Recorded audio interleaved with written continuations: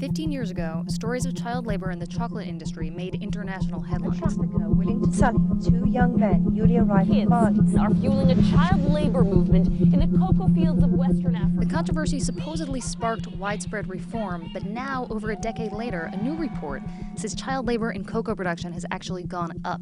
Fortune Assistant Managing Editor Brian O'Keefe went to West Africa to investigate.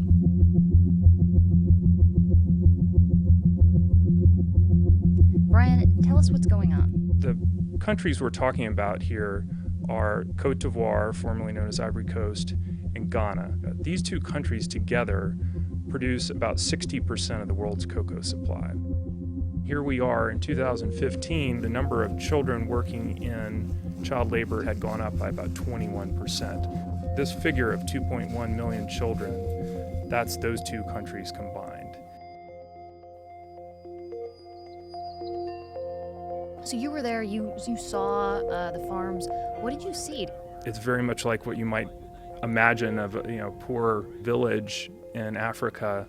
These two main countries are not wealthy countries. I mean, the farmers that are the backbone of the cocoa industry, they tend to be these small farmers, many times illiterate, and they've been farming cocoa because they inherited cocoa, and it's how they scraped by. So if the difference between getting enough crop to live is to have your kids helping do it, and maybe there's not even a school nearby, the kids are going to help grow the cocoa, and they're not going to go to school. It was taking a really long time. So let me show you the video. How much control and responsibility do the chocolate companies have over their supply chain, and what is the route that cocoa goes from the farm to the chocolate bar? So you have these European, US-based multinational companies, Nestle, Mars, Hershey. They're at the top of this chain. They buy their cocoa usually from big suppliers. The suppliers buy it from, ultimately, farmers. Then you have to look at the government is heavily involved in managing the buying and selling of cocoa. But to produce the volume of chocolate that the world demands, we're talking about thousands and thousands of farms.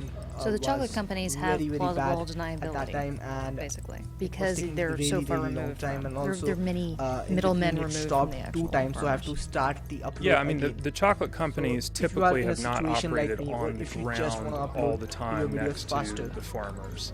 So it's conceivable that a chocolate company wouldn't know what specific farm. Today I'm going to show you a secret method that consumers are demanding that they take responsibility, and I think that all these companies are beginning to really want to have more ownership of their supply chains. I think that's true of a lot of industries, right? I went and saw several communities where companies and nonprofits are engaging with the community, trying to educate them. But the percentage of communities that they're reaching is still fairly small. The scale of the problem is still really big.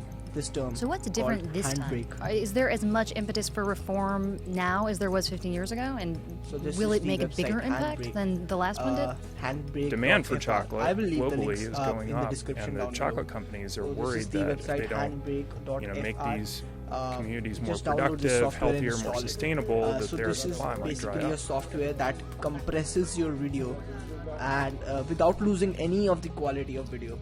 It compresses it and makes the file size much smaller, and nothing is compromised. Not any of